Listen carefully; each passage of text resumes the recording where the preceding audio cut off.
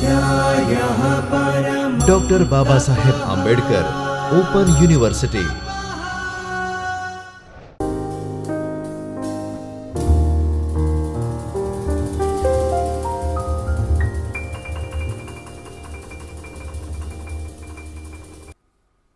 Doctor Baba Saheb Ambedkar open યુનિવર્સિટીના ચૈતન્ય સ્ટુડિયોમાં હું doctor Nitin Kumar Jadav, assistant professor સમાજશાસ્ત્ર.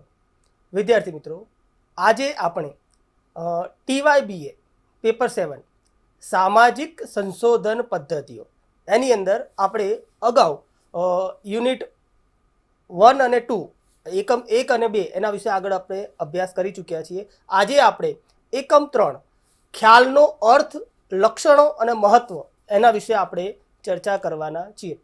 વિદ્યાર્થી મિત્રો, આ એકમમાં આપણે જોઈએ તો મુખ્યત્વે ઉદ્દેશ્યો, પ્રસ્તાવના, ખ્યાલનો અર્થ, ખ્યાલનું મહત્વ, ખ્યાલના લક્ષણો અને છેલ્લે આ એકમના સંદર્ભે કેટલીક સંદર્ભ પુસ્તકો કે સંદર્ભ સૂચિની યાદી છે એના વિશે ચર્ચા કરવાના છીએ.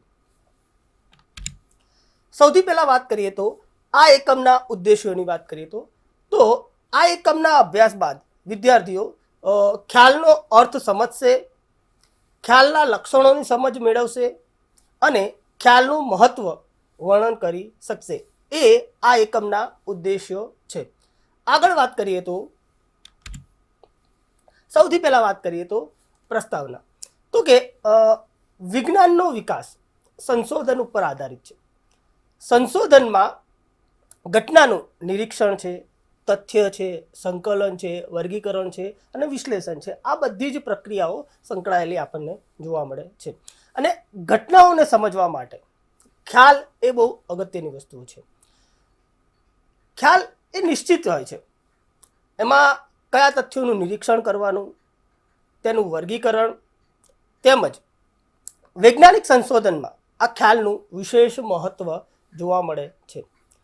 વૈજ્ઞાનિક સંશોધનના કાર્યોમાં એના એક પગલું આગળ વધી શકતું નથી. એટલે એમ કહેવાય કે જ્યારે આપણે વૈજ્ઞાનિક સંશોધનની વાત કરતા હોય તો ખ્યાલ વગર આપણે સંશોધનની અંદર આગળ વધી શકતા નથી. સંશોધનની પ્રક્રિયામાં વૈજ્ઞાનિક કેટલાક વિશિષ્ટ લક્ષણોવાળા ઘટનાક્રમનું વિશ્લેષણ માટે એક શબ્દ વપરાય છે. પદ કે સંજ્ઞાનો જે આપણે ઉપયોગ કરીએ છીએ એને આપણે ખ્યાલ તરીકે ઓળખીએ છીએ. અને વૈજ્ઞાનિક શબ્દાવલીમાં આ ખ્યાલનો એક વિશિષ્ટ પદ કે શબ્દ કે સંજ્ઞાને જ આપણે ખ્યાલ તરીકે ઓળખીએ છીએ. વિજ્ઞાન કે સંશોધન ઘટના, ખ્યાલ, તથ્યો, ઉપકલ્પના, સિદ્ધાંત આ બધી બાબતો ઉપર આપણને આધારિત જોવા મળે છે. આગળ વાત કરીએ તો કે વિજ્ઞાન એ વાસ્તવિક ઘટનાઓના, આપણે બધાને ખબર છે એમ કે અમુક જ પાસાઓનો અભ્યાસ કરે છે અને આ ઘટનાઓના જે પાસાઓ હોય છે એનું અર્થઘટન માટે જે અમૂર્ત વિચારો હોય છે એ અમૂર્ત વિચારોનો સહયોગ મેળવે છે. અને એના આધારે એટલે આપણે એમ કહીએ છીએ કે દરેક વિજ્ઞાન પોતાના માટે એના આગવા ખ્યાલો વિકસાવે છે. તેથી જ એવું કહી શકાય કે વિજ્ઞાનની જે સૈદ્ધાંતિક વ્યવસ્થાને આપણે વિવિધ માહિતી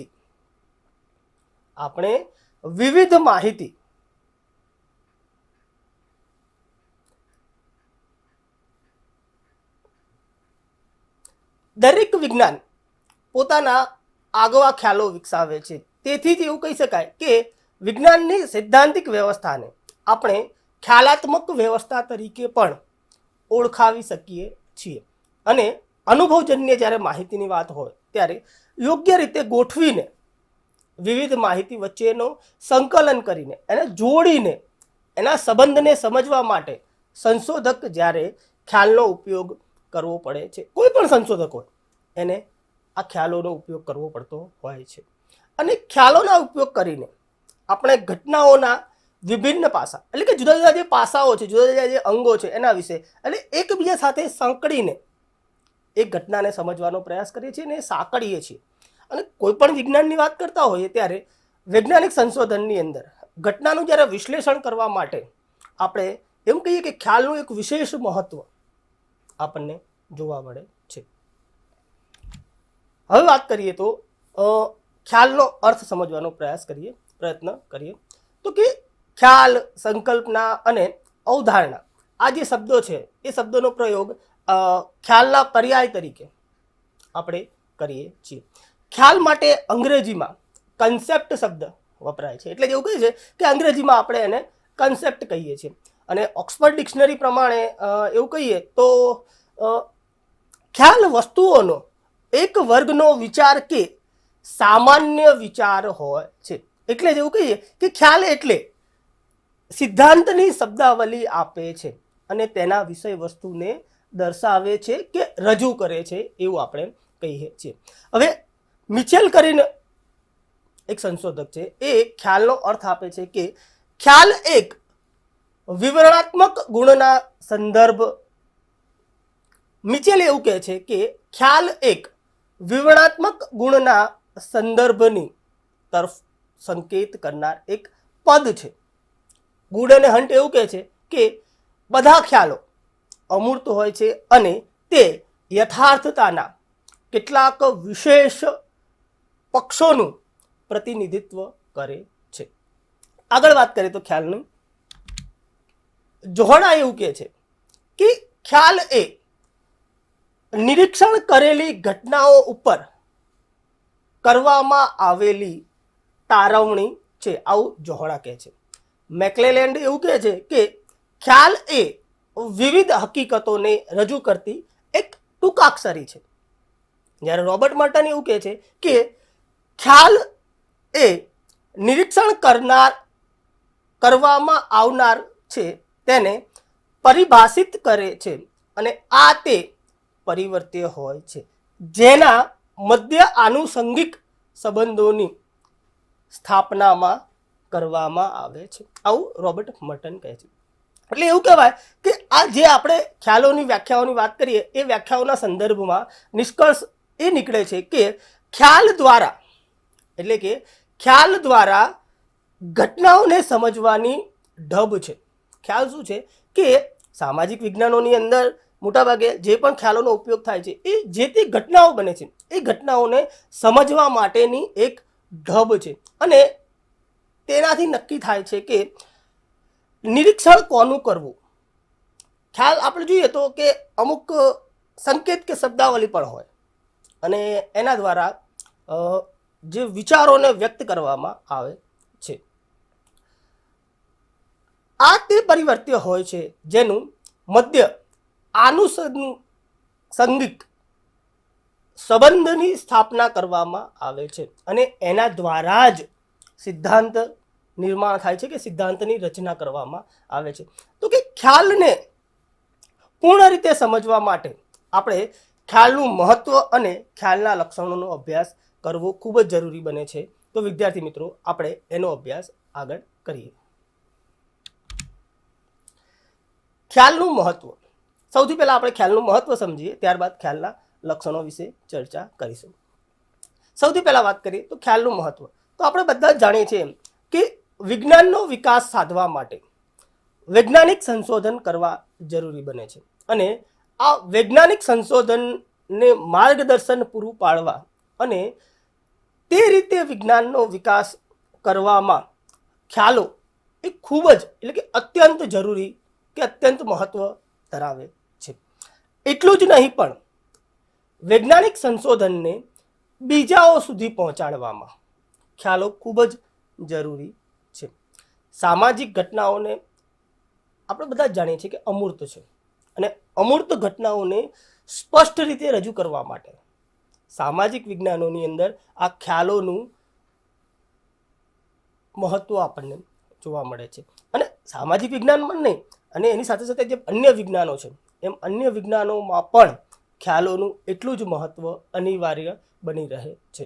એટલે કે એવું કહેવાય કે પ્રત્યેક વિજ્ઞાન ખ્યાલોની ઘણી ઉપયોગિતા છે. એટલે કે દરેક વિજ્ઞાનની અંદર ખ્યાલનું મહત્વ રહેલું જોવા મળે છે. પહેલી વસ્તુ છે, પહેલું મહત્વ છે ઘટના. તો કે ખ્યાલોની મદદથી જે ઘટનાના લક્ષણો હોય છે એનો અભ્યાસ કરી શકીએ છીએ. ઘટનાના લક્ષણો એકબીજાથી જુદા પાડી શકાય છે.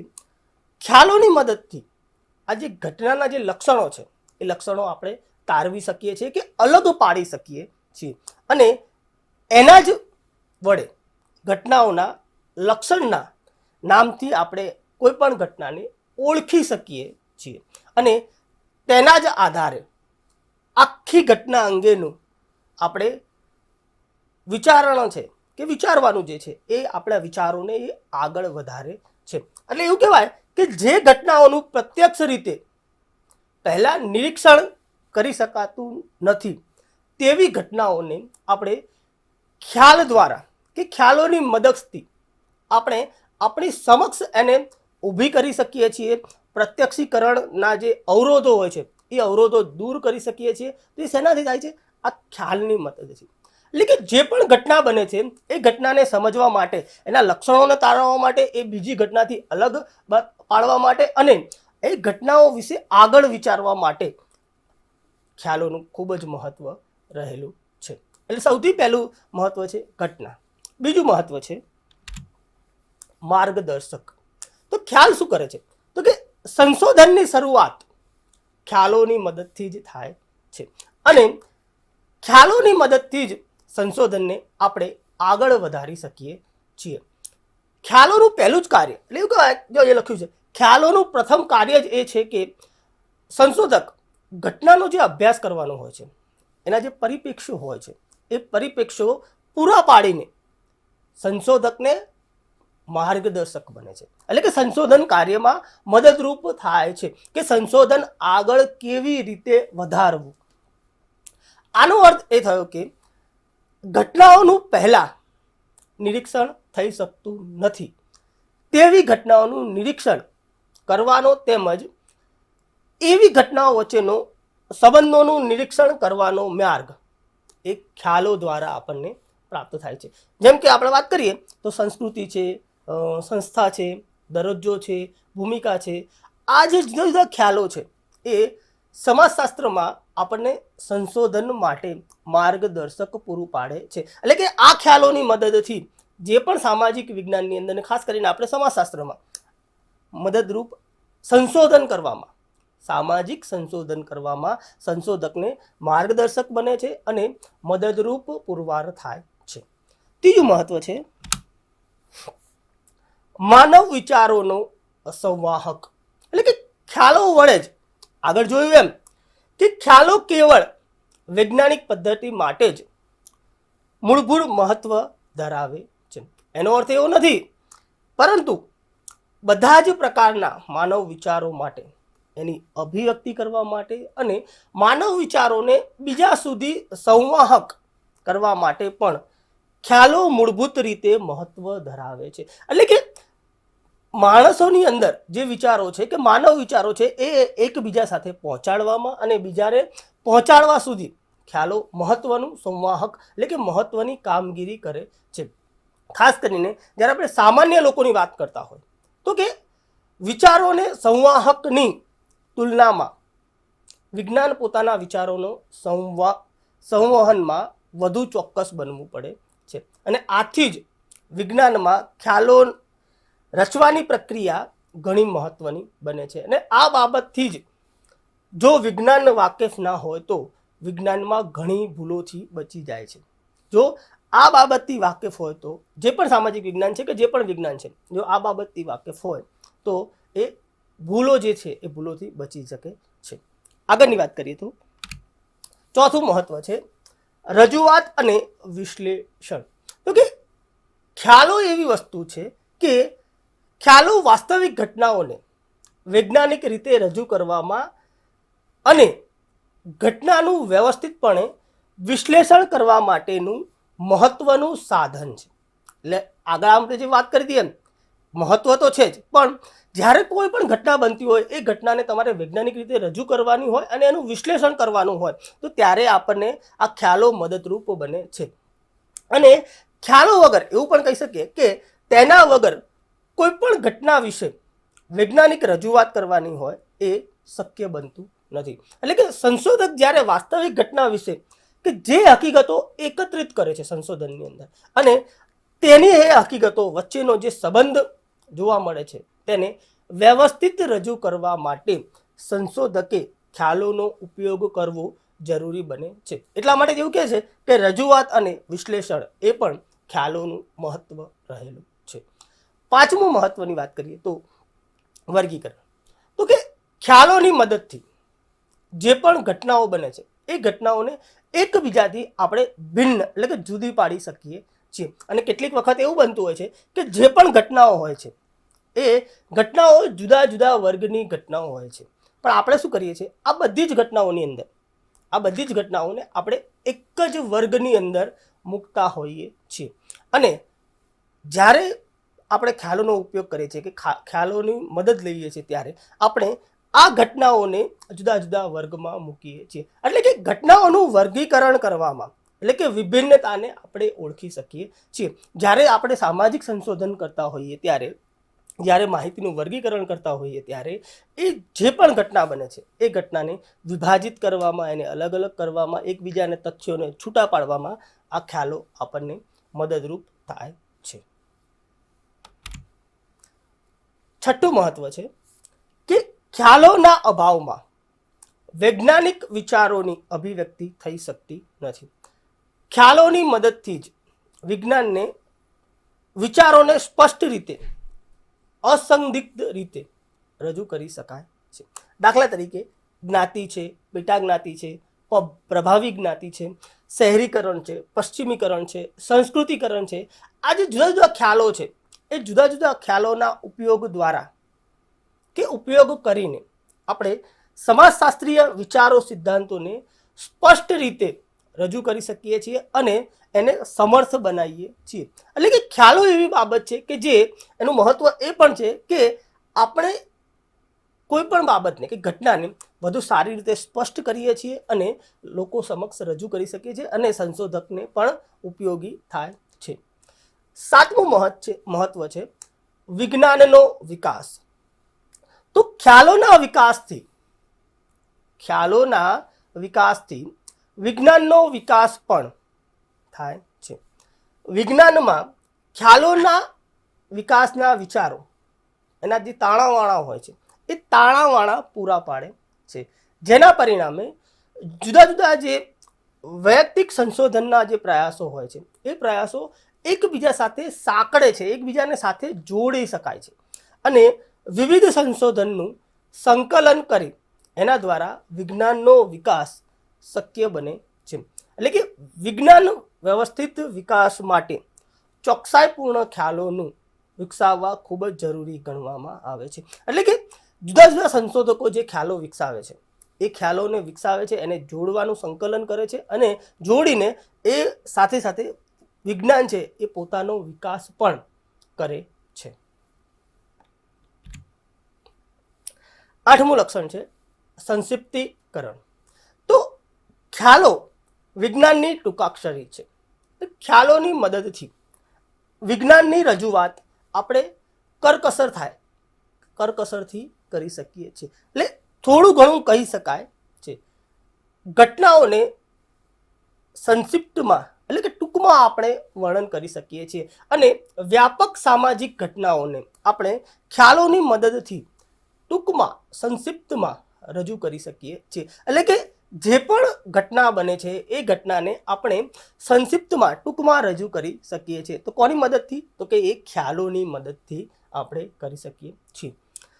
વિજ્ઞાનમાં ખ્યાલોનું ઘણું જ મહત્વનું કાર્ય છે અને આથી જ એવું કહેવાય કે ખ્યાલો વિજ્ઞાનમાં અત્યંત મહત્વ આંકવામાં આવે છે અને ખ્યાલો સંશોધનમાં અનુસરવાનો એક રસ્તો સૂચવે છે અને એ રસ્તા ઉપર મુસાફરી કરવા માટે સાધનો પણ આપણને સૂચવે છે. એટલે કે ખ્યાલોનું મહત્વ એ છે કે એ વિજ્ઞાનને એક રસ્તો બતાવે છે કે વિજ્ઞાનને કઈ રીતે આગળ વધવું અને એ આગળ વધવા માટે જે રસ્તાની જરૂર હોય છે એ રસ્તો પૂરો પાડે છે અને એ આગળ વધવા માટે એ સાધનો પણ સૂચવે છે. હવે વિદ્યાર્થી મિત્રો આપણે વાત કરીએ ખ્યાલોના લક્ષણોની. સૌથી પહેલા વાત કરીએ તો તો ખ્યાલને સમજવા માટે સૌથી પહેલાં એના લક્ષણોને સમજવા જરૂરી છે. વૈજ્ઞાનિક ખ્યાલોના કેટલાક લક્ષણો છે જેની આપણે ચર્ચા નીચે મુજબ દર્શાવેલી છે, જેની ચર્ચા આપણે અહીંયા કરીશું. સૌથી પહેલું લક્ષણ છે ખ્યાલોનું તો કે તાર્કિકતા. તો ખ્યાલ એક એવી તાર્કિક રચના છે કે જેનું સર્જન, ખ્યાલનું સર્જન જે આપણા મનની અંદર પડેલું છે, પ્રત્યક્ષીકરણ હોય કે જટિલ અનુભવો હોય એના ઉપરથી આપણે ખ્યાલનું સર્જન થાય છે. ખ્યાલ એ પોતે જ કોઈ વાસ્તવિક ઘટના નથી. ખ્યાલ એ પોતે એક વાસ્તવિક ઘટના નથી, પણ એક ઘટના વિશેની આપણી પાસે તાર્કિક વિચારસરણી છે કે જેનું અસ્તિત્વ અમુક ચોક્કસ સંદર્ભો ખાનાની બહાર હોતું નથી. હકીકતમાં જેમ હકીકતો હોય છે એમ ખ્યાલો પણ અમૂર્ત બાબત છે. ખ્યાલને જે વિચારમાળામાં મૂકવામાં આવે તેમાંથી જ તેને પોતાનો અર્થ ગ્રહણ કરે છે. એટલે કે ખ્યાલો એ સૌથી પહેલી બાબત છે તાર્કિક છે, અને ખ્યાલોની જે બાબત છે એ આપણા મનની અંદર પડેલી જોવા મળે છે. અને જે ખ્યાલો છે એ જે પણ ઘટના હોય છે એ ઘટનાના ચોક્કસ સંદર્ભ સાથે જ સંકળાયેલી જોવા મળે છે. એટલે તાર્કિકતા એ ખ્યાલનું પહેલું લક્ષણ જોવા મળે છે. બીજું લક્ષણ છે વાસ્તવિક ઘટના. તો ખ્યાલ એ નિરીક્ષણ કરેલી ઘટના પરથી કરવામાં આવેલી તારવણી છે. અને એનો અર્થ એ થયો કે ખ્યાલની રચના વાસ્તવિક ઘટનાના નિરીક્ષણ પરથી કરવામાં આવે છે. એટલે કે ખ્યાલનું જે આપણે અર્થઘટન કરતા હોય, કોઈ ઘટના બને છે એ ઘટનાનું આપણે નિરીક્ષણ કરીએ છીએ, અને એ નિરીક્ષણના આધારે, એટલા માટે જો વાસ્તવિક ઘટના છે, નિરીક્ષણ કરવામાં આવે છે. અને આ દ્રષ્ટિએ જોઈએ તો ખ્યાલ એ અમુક ચોક્કસ ઘટનાના અમુક ચોક્કસ નામથી ઓળખવા માટે વપરાતી એક પરિભાષા છે. વૈજ્ઞાનિક ખ્યાલ એ વાસ્તવિક ઘટનાઓના કોઈ એક જ તત્વ નહીં, પરંતુ એના બધા જ તત્વોનો નિર્દેશ કરે છે. એટલે જ્યારે આપણે ખ્યાલની વાત કરતા હોય તો એ વાસ્તવિક ઘટનાની વાત કરે છે, અને જે ઘટના સાથે સંકળાયેલી છે એ ઘટના સાથે સંકળાયેલી પરિભાષા છે એવું પણ આપણે કહીએ છીએ. તો તેવી જ રીતે કેટલાક ખ્યાલો એવા હોય છે કે જે ઘટના કે વસ્તુ હોય છે એ વસ્તુ અંગેની છે, તે ઘટના કે વસ્તુ સાથે સંકળાતી હોતી નથી. દાખલા તરીકે આપણે વાત કરીએ વલણો છે, સ્વશિક્ષણ છે, ભૂમિકા છે, પ્રેરકો છે વગેરે. આ જે ખ્યાલો છે આ પ્રકારના છે. અને આ ખ્યાલો જે વાસ્તવિક ઘટનાઓ હોય છે, એ વાસ્તવિક ઘટનાઓની ઉચ્ચ કક્ષાની તારવણી છે. પરંતુ જ્યારે કોઈ વસ્તુ હોય કે ઘટના હોય એ વ્યક્તિ તરફ અંગુલી નિર્દેશ કરે છે, તેનો અર્થ સહેલાઈથી કરી શકતો નથી. એટલે કે આ બધી ઘટનાઓ એવી છે કે જેને આપણે સહેલાઈથી એનો અર્થ કરી શકતા નથી. એટલે એવું કહે છે કે ખ્યાલ એ વાસ્તવિક ઘટનાઓ સાથે સંકળાયેલી બાબત છે. ત્રીજું છે સંદર્ભ માળખું.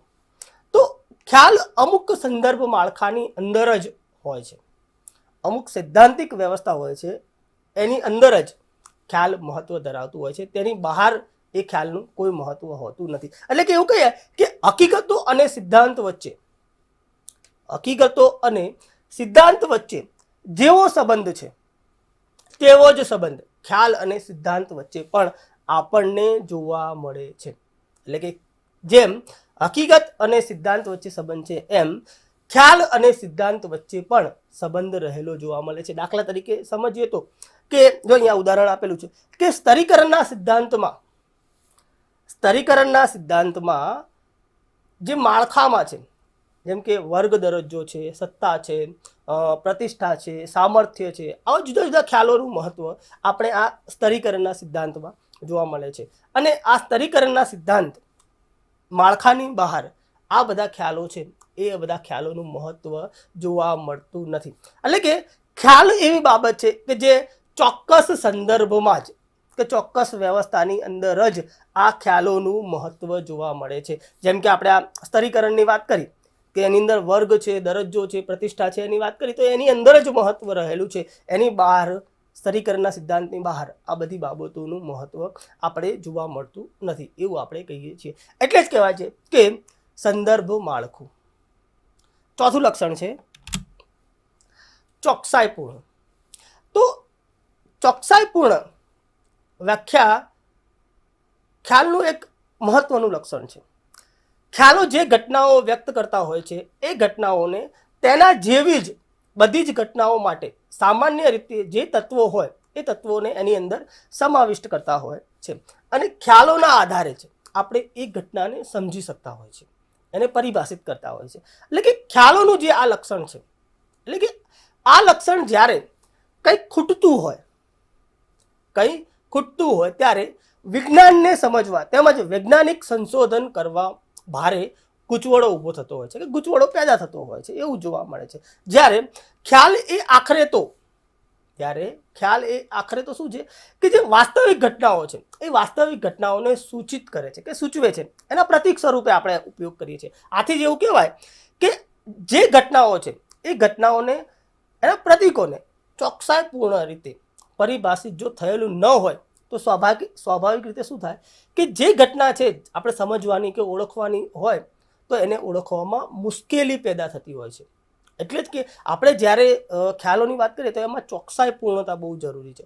જો એમાં ગૂંચવડો પેદા થયો તો આપણે બધી જ ઘટનાઓને સમજવામાં કે ઓળખવામાં મુશ્કેલી આગળ જતા પડી શકે છે. એટલે કે નિશ્ચિત અને ચોક્કસ પરિભાષાઓ એ ખ્યાલોનું લક્ષણ છે. એટલે કે ચોકસાઈપૂર્ણ ખ્યાલોની અંદર ખૂબ જ જરૂરી છે.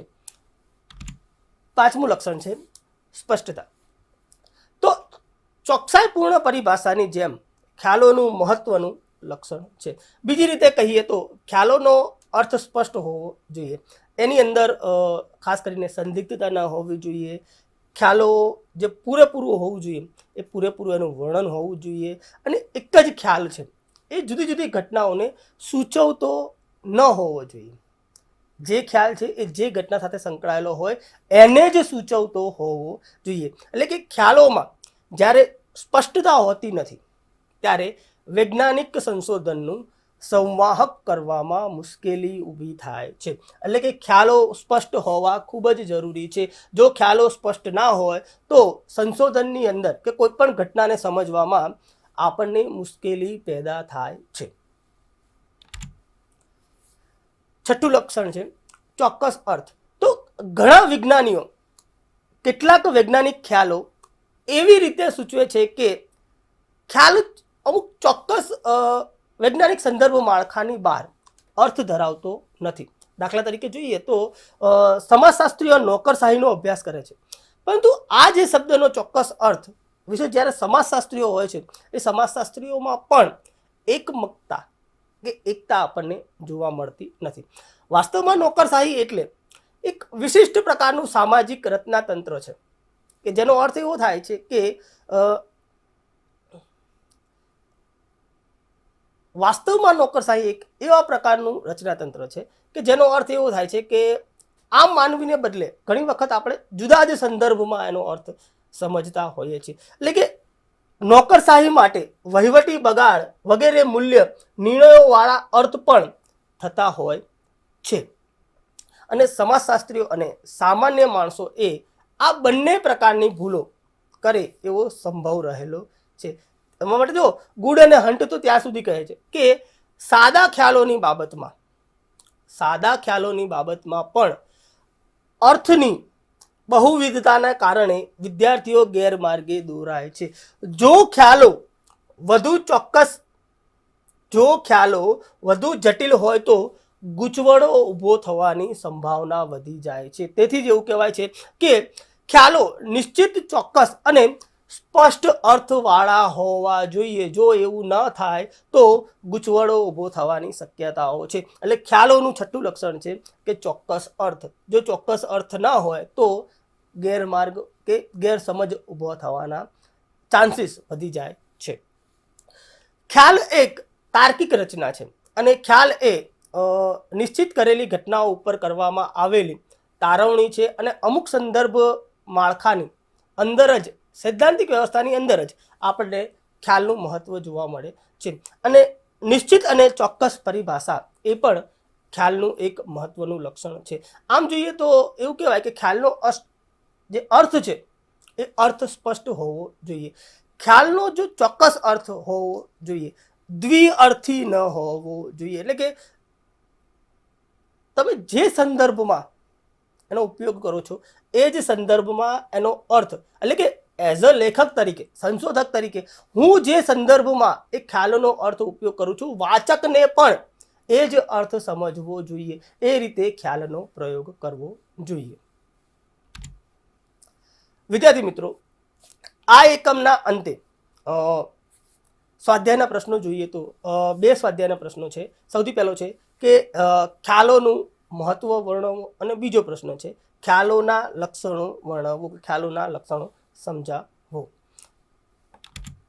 અને વિદ્યાર્થી મિત્રો, આ એકમના અંતે તમારે વિશેષ વાંચન માટે અહીંયા કેટલીક સંદર્ભ સૂચિઓ, પુસ્તકોની યાદી તમને આપેલી છે, જેનો ઉપયોગ કરીને તમે સંશોધન વિશે તેમજ આ એકમ ખ્યાલો વિશે વધુ વાંચન માટે, આમાં અંગ્રેજીમાં પણ પુસ્તકો છે, ગુજરાતીમાં પણ છે, હિન્દીમાં પણ તમે લાઇબ્રેરીમાં જશો તો મળી રહેશે. પણ આ એવી પુસ્તકો છે જે તમને સંશોધન અંગે તમારું પૂરતું માર્ગદર્શન પૂરું પાડી શકે.